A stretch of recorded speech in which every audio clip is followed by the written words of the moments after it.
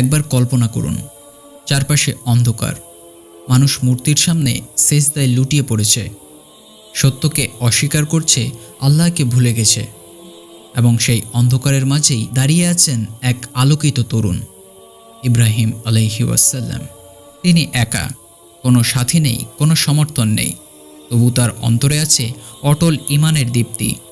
তিনি ঘোষণা দিলেন, আমি আমার কওমের সাথে থাকব না, আমি মিথ্যা উপাসনা এবং উপাসনাকারীদের সাথে থাকব না, আমি চললাম আমার রবের দিকে, তিনি আমাকে পথ দেখাবেন। প্রিয় ভাই এবং বোনেরা, এই একটি বাক্যে লুকিয়ে আছে তাওহীদের পূর্ণতা এবং ঈমানের মর্মকথা। এখানে আমাদের জন্য কিছু শিক্ষা রয়েছে, যেমন ধরুন, সত্যের পথে কখনো কখনো একা হতে হয়, কিন্তু মনে রাখবেন যে একা আল্লাহর জন্য দাঁড়াই, তার সঙ্গী হয়ে যান আল্লাহ নিজেই। এবং এর পরবর্তী শিক্ষা হচ্ছে পথ চলা। পথ চলা মানে কেবল এক স্থান থেকে অন্য স্থানে যাওয়া নয়, বরং হৃদয়কে দুনিয়ার মোহ থেকে সরিয়ে আল্লাহর দিকে নিয়ে আসা। এবং এর পরবর্তী শিক্ষা হচ্ছে সায়াহদিন, তিনি আমাকে পথ দেখাবেন। এতে রয়েছে এক অটল ভরসা।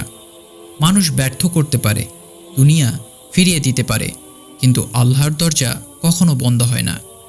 ভাই এবং বোনেরা, আমাদের জীবনেও এমন সময় আসে যখন চারপাশ অন্ধকার হয়ে যায়, বন্ধুরা সরে যায়, আত্মীয়রা মুখ ফিরিয়ে নেয়, কিন্তু ঠিক সেই মুহূর্তেই আমাদের বলা উচিত, আমি চললাম আমার রবের দিকে। অবশ্যই অবশ্যই তিনি আমাকে পথ দেখাবেন, কারণ যে আল্লাহর দিকে চলে সে কখনোই পথ হারায় না। তিনিই পথ দেখান, আশ্রয় দেন এবং শক্তি দেন, আর শেষ পর্যন্ত জান্নাতের দরজায় পৌঁছে দেন। আল্লাহ আমাদের সকলকে সেই দৃঢ় ঈমান ও হিজরতের তৌফিক দান করুক। আমিন।